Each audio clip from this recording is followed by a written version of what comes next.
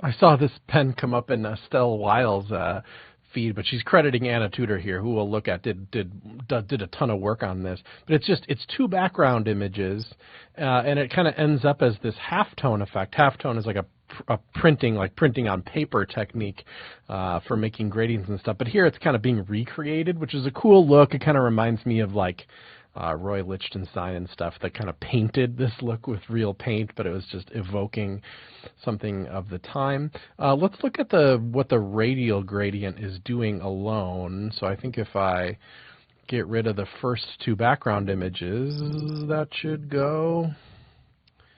Radial image, and then we'll get rid of this filtering and stuff to see.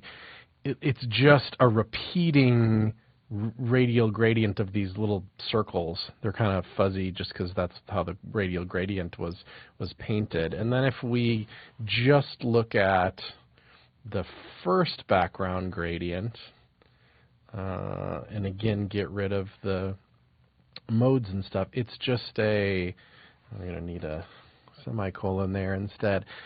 It's just a linear gradient from left to right. So then I guess if if without the filter, if you're just multiplying the two backgrounds, let me just back out to the beginning. If you multiply the two backgrounds, you just see them both. The white kind of multiplies into nothing, and the reds just kind of get a deeper red. And now then I guess the trick comes into it, or the trick definitely comes into it when you just blast out the contrast on that combined look. So there's kind of like red on red, there's actually like less contrast and more contrast here. Whichever direction it goes, that's what's creating the halftone effect. I think it's just really, really clever, simple idea. It's just maximizing the contrast between those two gradients. If it was less, if it was like contrast 5, you'd see it's trying to get there.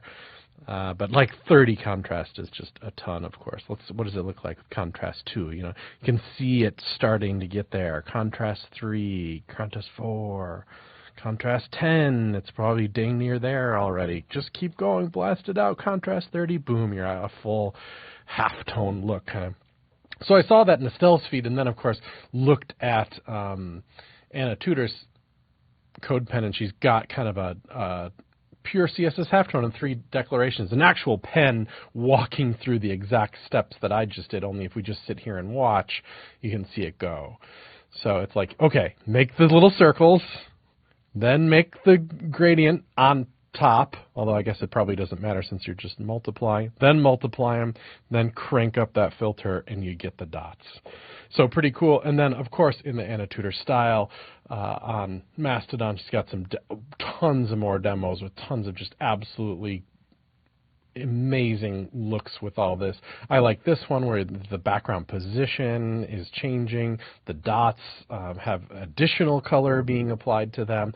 It's just an amazing look. So it starts simple. It looks cool just by itself, and then she does more and more and more with it. Here's a cube that has the look painted onto it, but even the dots are just being animated there. Absolutely incredible. And, of course, has a whole talk here from the CodePen project editor about how this has all gone down. So check out Anna's work. She's got a Patreon as well. Feel free to support her there. Pretty cool. Just a really simple idea done to the nines. Very beautiful.